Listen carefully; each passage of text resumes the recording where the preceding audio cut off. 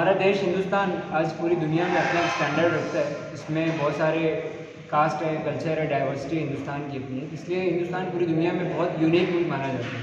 लेकिन अभी रिसेंटली 30-40 साल से आप देख रहे हैं कि हिंदुस्तान में पूरी तस्वीर को बिगाड़ा जा रहा है। हिंदुस्तान में जो खूबसूरती थी, लोग आपस में मिलते थे, एक दूसरे से दोस्ती बनाते थे, आपस में जितने भी रिलीजन है, हिंदू मुस्लिम सिख ईसाई मिलजुल कर रहते थे। लेकिन अभी रिसेंटली 30-40 ईयर्स में वो आपस में दूर होते जा रहे हैं, उनके आपस में कोई नफरत डाल दे रहा है या फिर आपस में जो इंसानियत ख़त्म कर दी जा रही है। और ये इसका भुगतान हम देख रहे हैं कि हम लोग सबको भुगतना पड़ रहा है। इसीलिए अभी देखते हैं हम लोग के आए दिन जो है तो मुल्क में राइट्स होते हैं, फसादात हो रहे हैं और मॉब लिंचिंग्स हो रही है, झड़प हो रही है।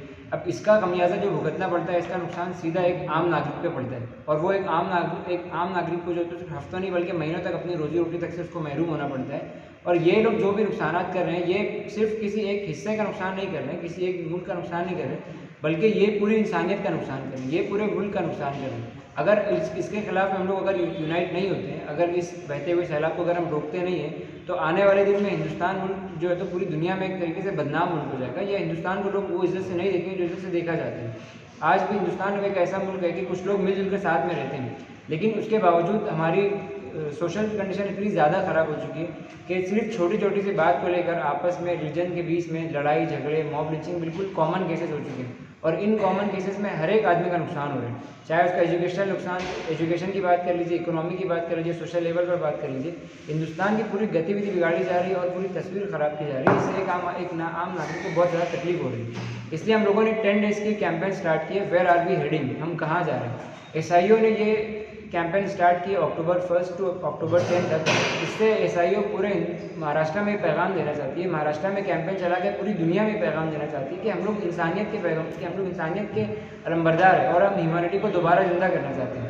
ये कैंपेन हम लोग की 10 दिन के लिए रखी गई है और हम लोग इस 10 दिन में तकरीबन 50 लाख लोगों तक जाकर अपने पैगाम पहुँचाना चाहते हैं कि वेयर आर वी हेडिंग, हम कहाँ जा रहे हैं, हिंदुस्तान कहाँ जा रहे हैं, हमारी सोसाइटी कहाँ जा रही है और आज इंसानियत कहाँ ख़त्म हो रही है। अभी रिसेंटली महाराष्ट्र के डिस्ट्रिक्ट सतारा में एक बहुत बड़ा फसाद बरपा हुआ, जिसके अंदर किसी और वजह से जो है तो एक मासूम आदमी को अपनी जान गंवानी पड़ी और उस मासूम आदमी को जो तो उसकी सज़ा भुगतनी पड़ी और आज उसकी पूरी फैमिली इसके लिए परेशान है। अभी रिसेंटली हमारा डेलीगेशन भी वहाँ पे गया SIO का, तो बात करते हुए हमें काफ़ी इस बात का एहसास हुआ कि इस मुल्क में बहुत छोटी सी बात को लेकर बड़े बड़े राइट्स हो रहे हैं, फसादात हो रहे हैं। बल्कि यही नहीं, अब तो चलती ट्रेन के मुसाफिर भी महफूज नहीं रह गए, चलते हुए सड़क से जो तो लड़कियां तक महफूज नहीं रह गई।